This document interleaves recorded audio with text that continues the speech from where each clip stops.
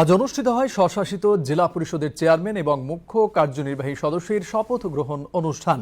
খুমলুঙে নোয়াই অডিটোরিয়ামে আয়োজিত অনুষ্ঠানে তাদের শপথ বাক্য পাঠ করান রাজ্য সরকারের আইন সচিব শঙ্করী দাস।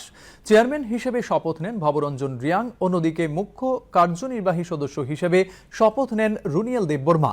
এছাড়া কার্যনির্বাহী সদস্য হিসেবে শপথ নেন CK জমাতিয়া। নবনিযুক্ত চেয়ারম্যান এবং মুখ্য কার্যনির্বাহী সদস্য তারা উভয়ই নিজ নিজ দায়িত্ব গুরুত্ব সহকারে পালন করবেন বলে জানিয়েছেন। বিশেষ করে এরিসি এলাকার শিক্ষা, স্বাস্থ্য ও পানীয় জলের বিষয়কে অগ্রাধিকারের ভিত্তিতে দেখবেন বলে জানান তারা।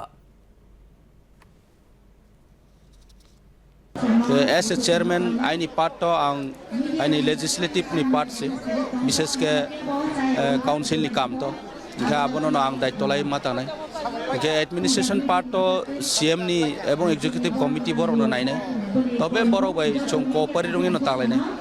ত্রিপুরা জনগণরা আমাকে দায়িত্ব দিয়েছেন, ওনাদের শক্তির জন্য ওনাদের জন্যই সম্ভব হয়েছে এই জায়গায় আসা। ত্রিপুরা মথা পার্টি প্রমিস করছি যে ভালোভাবে কাজ করব, ত্রিপুরা জনগণদের জন্য কাজ করব এবং আমাদের গুরুত্ব থাকবে হেলথ, এডুকেশন এবং পানীয় জল। এটা নিয়ে আমাদের প্রথম কাজ থাকবে। আর এই 5 বছর কি কাজ করা হবে আমাদের অলরেডি 90% ডান, অলরেডি প্ল্যানিং হয়ে গেছে।